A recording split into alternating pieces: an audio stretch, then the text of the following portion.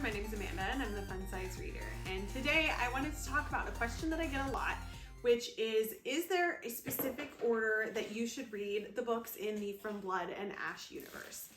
So what is From Blood and Ash? For a lot of you who haven't heard of this series, it is an adult fantasy romance series that is written by Jennifer L. Armentrout. She's got like tons of books that she's written. She writes YA, she writes adult, but this series is like super heavy in fantasy and super heavy in romance. Also, it's really spicy. It has gotten really popular over the past couple years that it's been out, and she's got quite a few books that have been released in the series. From Blood and Ash is the first in the From Blood and Ash series itself. The second book is Kingdom of Flesh and Fire, and the third book is A Crown of Gilded Bones. Now, today actually is the day that the fourth book of the series comes out, which is A War of Two Queens. The War of Two Queens? Which was literally released today. My copy hasn't gotten here yet, and so I don't have that one to show you, but I posted the cover for you so you can see it. On the other hand, there is kind of a spin-off series called A Shadow in the Ember, which was released in 2021, and it is in the same world. It's related to From Blood and Ash, but I'm constantly getting questions of, should I read this first? Should I read From Blood and Ash first? Is it going to be confusing? Like, what should I do? So that's one of the things that I wanted to talk about today. So I will say that I personally read these books in the order that they released. So I read From Blood and Ash first, I read Kingdom of Flesh and Fire second, and then I read A Crown of Gilded Bones third, followed by A Shadow in the Ember. Now, I have not read the fourth book of the series yet. I have not read it.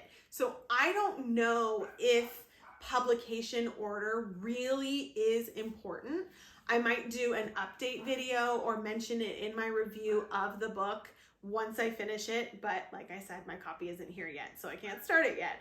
It's also really hard to say to read one series first over the other when this series isn't finished yet. We're not getting a second book in this until I believe sometime later in this year, which is really hard for me to wait because this was actually my #1 fantasy book of 2021. I freaking loved this, and I will shout it from the rooftops that everybody should read this book. So how do you decide? What do you read first? Shadow in the Ember or From Blood and Ash? Coming from the perspective of a more complete series for people who like reading completed series, you can blow through book after book of the From Blood and Ash series. You can binge them. All 4 are now out. I'm not sure. I haven't really seen if there's an announcement for a 5th one yet. So that is something to consider. This may be the end. This may not be the end. It is arguable though that this book is kind of a prequel to the entire series. There are things that are prophesized in this book that occur in the From Blood and Ash series. I would argue that the prequel series should come first, but it's not finished. So it's hard to say yes, read this one first, because we don't have anything more to go off of. I don't know if Jennifer has plans to really feed into the progress of the From Blood and Ash series. A Crown of Gilded Bones is the first time that we actually have any mention of the characters that are in this book, which is why sometimes reading it in publication order is important. But it is also arguable that this is completely standalone. Yes, they connect. They're in the same world. There are prophecies that connect to this one, but you could really read this and get a whole view of the world, understand all the dynamics and the creatures and the characters, and not have read any of the From Blood and Ash series. I guess what I'm saying is you have to decide what kind of reader you are. Do you like reading the whole thing by itself, a complete series? If so, read the 4 books of the From Blood and Ash series in that order, and then read A Shadow in the Ember.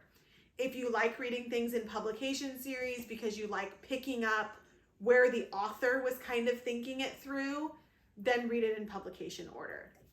Or if you're completely new and you want to start with the prequel, start with the prequel. It was my favorite. Arguably, there are good things and bad things about both of the sets of books in this world. I have a lot of review videos on them, but I do love this world that Jennifer created. This one I think I like more. I think I like this one more. It's a highly, highly recommended series on my channel, especially for those of you who love fantasy, love world building, love romance, love spice, and love vampires.